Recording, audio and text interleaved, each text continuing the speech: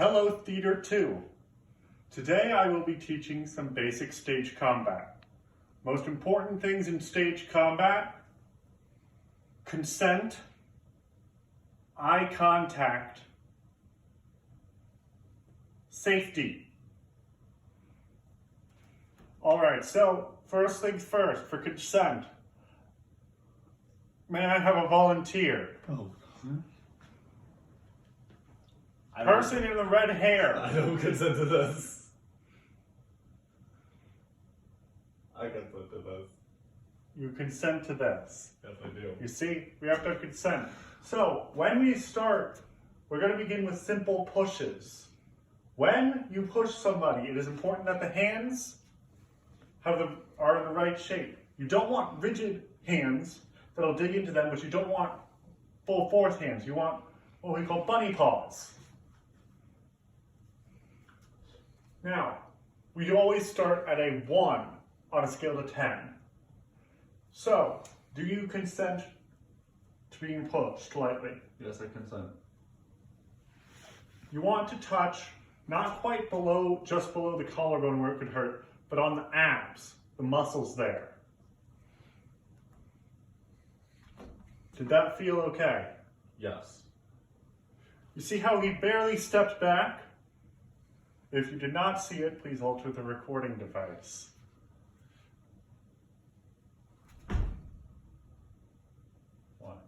It's very important that you keep your balance for safety purposes, so if you feel yourself going back, take a light step with it so that you don't fall. Understood. Okay, I'm going to push it up to a 2. Do you consent to that? Yes. That'll barely feel any different. Yep. I'm going to up it to a 4.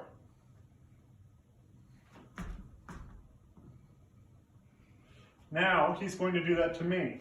So, like I said, hands, not rigid, but not strong. You want like a bunny paw type thing where you put the fingers down and then you push a little. Like this? I'm going to not, instead of planting myself, do a really loose footing. And you put them on the pectoral muscles. How hard do you want me to go? 1? Start at a 1. Do you consent to this? Yes. All right, let's push that up to a 2. That was 1, correct? Correct. Okay, good. You consent to a 2, correct? Correct. Go closer.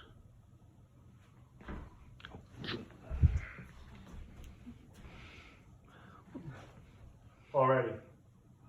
Push it up to a 4. I consent.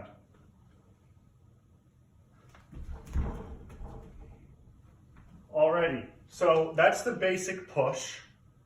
What I'm also going to try teaching you is the concept of a nap. A nap is the sound made to imitate the sound of somebody getting hit.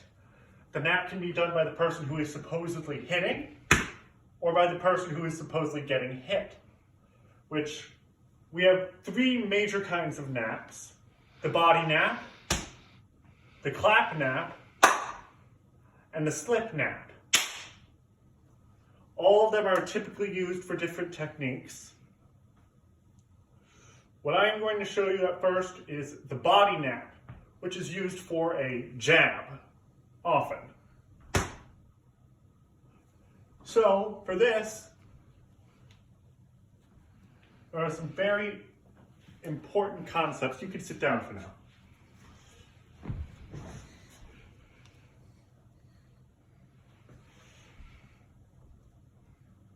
When dealing with stage combat, it's always important to keep in mind the audience's line of sight. Whatever you do must break that line of sight. Humans have an actually rather poor depth perception, so that it allows us to create the image that somebody is being hit when they aren't actually being hit.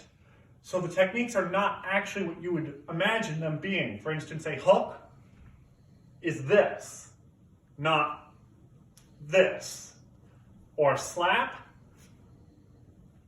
is actually just bring the arm up, right angle, carry it through all the way without relaxing and letting it loose.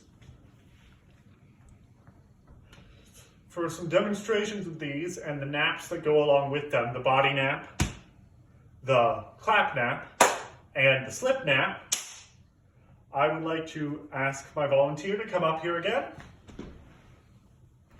All right, so we are going to begin with a simple demonstration. So for the technique, another very important safety aspect, everybody, distance. You should never actually be able to hit the other person. I am out of range. I could not actually punch him unless I were to really lean forward, but let's not do that. So here's what I want you to do. Raise your hand as if you're going to slap me. And as you see, the elbow, arm straight. You might want to lower it a bit depending on where the person's head might be, whether they're vertically challenged, vertically unchallenged, or vertically challenged, unchallenged. That would be average height, by the way. That's where you would alter the hand for being. You want it to be at about level with their face. And as you can see, he is going to swing the arm and carry it through all the way. Do so. Now, from your perspective, this isn't going to look like much. Do it again. It looks very obvious that I am not actually getting hit. But if we turn this a little, this is called stacking. When you line up two people in such a manner that that the depth perception allows for a more believable, so that you can't actually see that one person's hitting the other or not hitting the other. That's called stacking. Okay, do the technique. Remember to raise your arm all the way and lead through. Do it again. Reaction time is very important. One more time. Oh. Didn't have to be so hard. I'm kidding. Okay. Same thing. The slip nap, you swing one arm down. Oftentimes it helps if you're like, imagine that you're raising to guard yourself, but then the strike hits and your arms are already in position really. You just bring one down, hit the hand. The sound can be different depending on how you hit it. Do palms. But there's a lot of sounds you can make with your hands. It all depends on what you're going for. So, it's your time to try the nap. Go.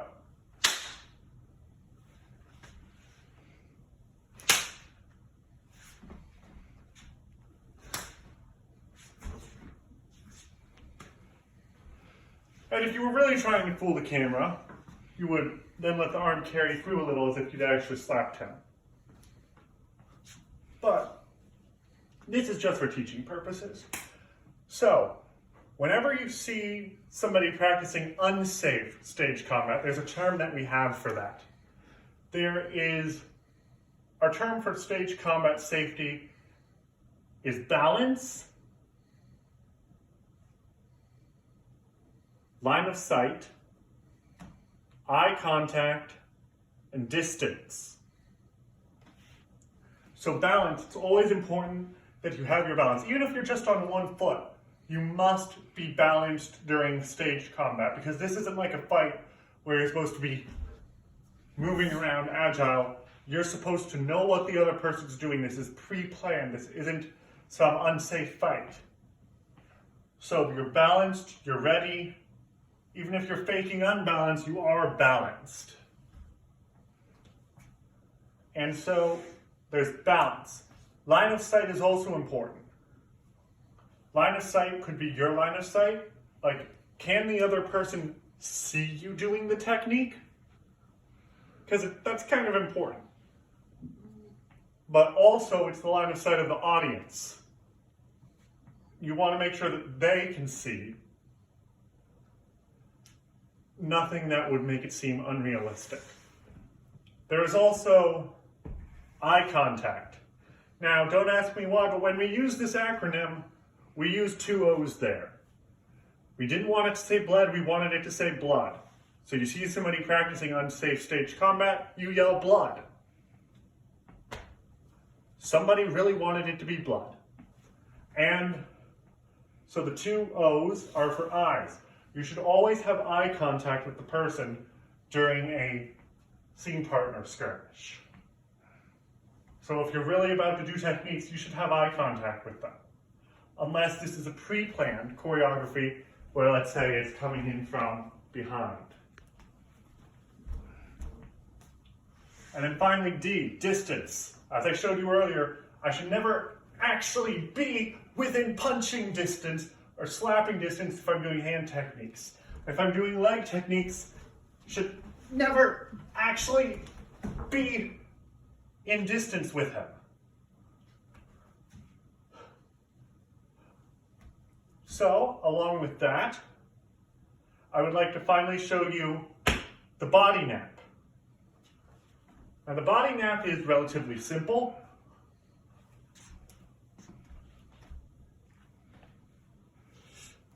For this, body nap, you do the jab. We're going to do a jab technique punch. You do that aiming for the head. At the same time, you pull the other hand back as if you do the wind up.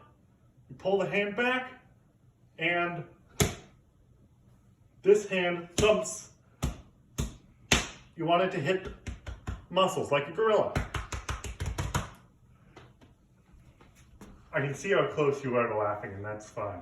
So, now when doing this, you want the audience to be able to see that you're doing something. So, I know you can't see me, that's intentional. But when I'm about to do the punch, I need to be visible. So, I'd pop out, the arm would go back, telegraphing the punch. I'd make sure that I wasn't within distance.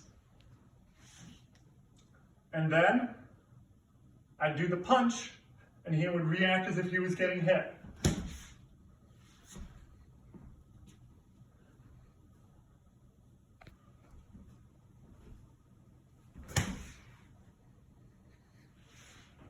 It oftentimes helps. There are different ways you can react. There's always this, but there's also up. For instance, the uppercut.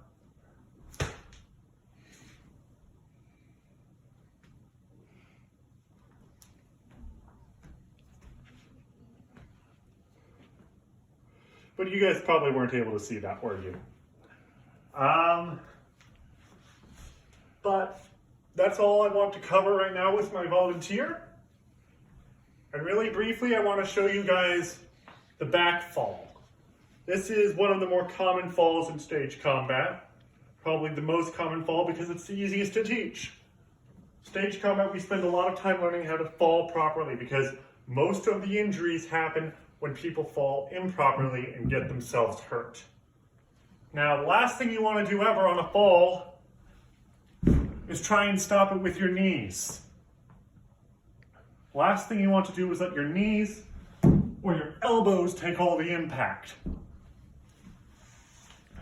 Especially not the hip.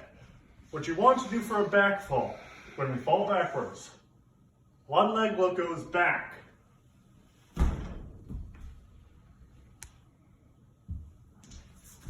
Almost into a backward lunge. So this is going to be really a slower version of it. Once you're here, you continue to roll back. You wouldn't use your arms. I have to use my arms when going this slow, but you wouldn't use your arms. You would let fall onto your butt because it's got all the muscles to protect it. Then you'd roll back. And sometimes you might learn how to slide a bit.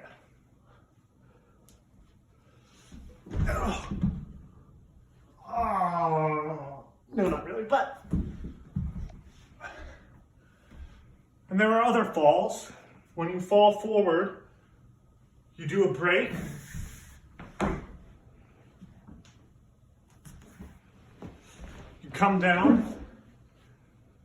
You don't actually land on your knees so much as you do skim the floor with your hands and land outward. Now you don't want your arms to end up back here. Instead, what you want is for the arms to end up in front of you. So far, every time I have shown you this, I've shown you how to do it the wrong way. One time the knees hit first, which isn't what you want. Instead, what you want is more like that. That way you can absorb the body with the parts of your body. You can absorb the landing with the parts of your body that will make it hurt the least. We'll work on that tomorrow in class. All right, dismissed.